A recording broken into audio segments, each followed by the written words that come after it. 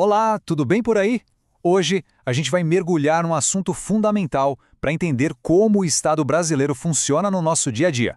Vamos decifrar, numa espécie de aula bem direta, os chamados poderes da administração pública. E para começar, já lanço uma pergunta. O que essas três figuras, aparentemente tão diferentes, têm em comum? A resposta, como a gente vai ver, está exatamente nos poderes que a lei dá a eles para que ajam em nome de todos nós, sempre buscando o interesse público. Então, qual vai ser o nosso caminho? A gente começa pela fundação para entender o conceito. Depois, a gente vê os dois modos de atuação, o vinculado e o discricionário. Em seguida, olhamos para a ordem interna, com os poderes hierárquico e disciplinar, e para a criação de regras, com o poder regulamentar.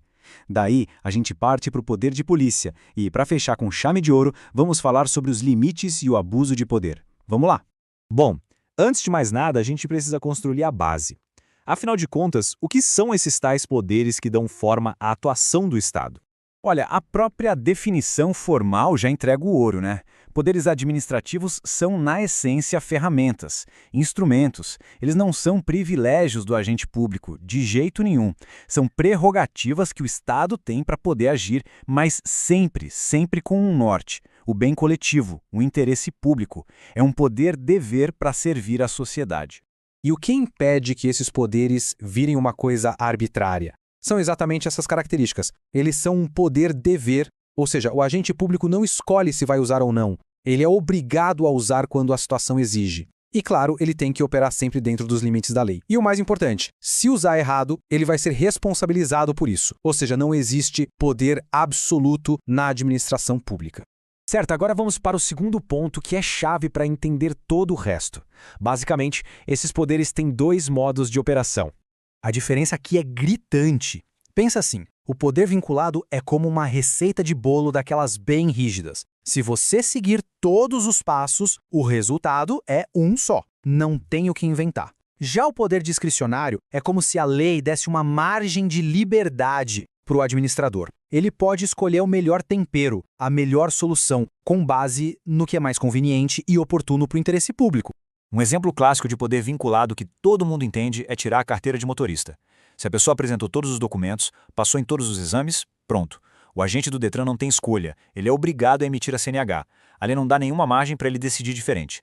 Agora, olha o contraste. A lei diz que uma infração sanitária pode gerar uma multa, digamos, de R$ 1.000 a R$ 10.000. O fiscal, quando chega no local e vê a situação, tem a liberdade e a discricionariedade para decidir o valor exato dentro dessa faixa. Ele vai usar o bom senso e análise técnica para escolher a sanção mais adequada.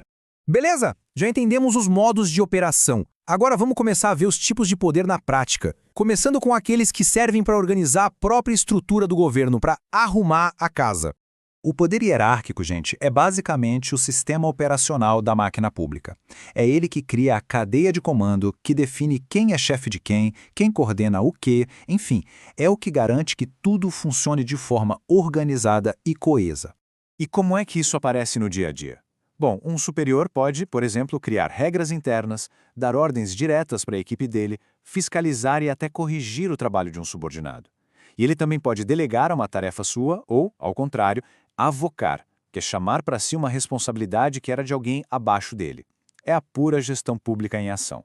Ok, mas e se alguém da equipe não segue as regras? É aí que entra o poder disciplinar. É a ferramenta que a administração tem para punir internamente quem comete uma infração. E a palavrinha mágica aqui é vínculo especial. Esse poder não é para todo mundo. E esse quadro é perfeito para a gente não confundir as coisas. Repara só na primeira linha. O poder disciplinar só atinge quem tem esse tal vínculo com o Estado, como servidores ou empresas contratadas. Já o poder de polícia e a persecução penal, que é a área criminal, podem atingir qualquer pessoa. Entender quem é o alvo de cada poder é fundamental. Seguindo em frente, vamos falar agora da capacidade que o Poder Executivo tem de, digamos assim, traduzir as leis em regras mais práticas e detalhadas. Uma lei, muitas vezes, sai do Congresso de forma bem geral, né? O poder regulamentar é o que cria o manual de instruções para essa lei.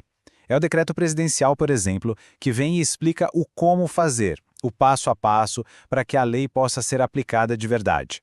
E aqui tem uma diferença muito importante. A regra geral são os regulamentos executivos. Eles são secundários, ou seja, eles sempre vêm depois de uma lei e servem só para detalhar, sem criar nenhum direito ou obrigação nova. A exceção da exceção, bem rara, são os regulamentos autônomos. Em casos muito específicos que a Constituição permite, eles podem inovar, criar regras do zero. Chegamos agora ao poder administrativo que, talvez, seja o mais visível e presente na nossa vida. Aquele que pode limitar a nossa liberdade individual em nome do bem de toda a coletividade. E um alerta importante. Quando a gente fala em poder de polícia, não é só sobre o policial fardado na rua, tá? É muito, mas muito mais amplo. É a prefeitura fiscalizando a higiene de um bar, é o IBAMA limitando uma construção para proteger o meio ambiente, é a Anvisa controlando a venda de um remédio. É toda a ação do Estado que coloca limites em nome de um bem maior. E para não gerar confusão, essa tabela é ótima. De um lado, temos a polícia administrativa.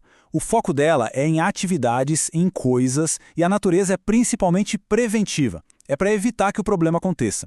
Do outro lado, a polícia judiciária, que são a civil e a federal. O foco é em pessoas e a natureza é repressiva. Ela age depois que um crime já aconteceu, para investigar e descobrir o culpado. O poder de polícia costuma seguir um ciclo de 4 fases. E o interessante é o seguinte: o começo e o fim do processo, ou seja, criar a regra e aplicar a punição, são coisas que só o Estado pode fazer. São indelegáveis. Mas o miolo, a parte de dar o consentimento como uma licença e a parte de fiscalizar como operar um radar, isso até pode ser delegado para uma empresa privada, por exemplo. E para a gente fechar, vamos tocar no ponto mais sensível e importante de todos. O que acontece quando esses instrumentos tão poderosos são usados do jeito errado? Basicamente, o abuso pode vir de 3 formas. O excesso de poder é quando o agente faz algo que ele simplesmente não tem competência legal para fazer. O desvio de finalidade é mais sutil. Ele até tem a competência, mas usa o poder para um objetivo particular e não para o interesse público. E por fim, tem a omissão, que é quando o agente se recusa a fazer o que a lei manda. Qualquer uma dessas formas torna um ato legal. Então, no fim das contas, entender esses mecanismos não é só matéria de concurso público. É uma ferramenta de cidadania. E a reflexão que fica é essa.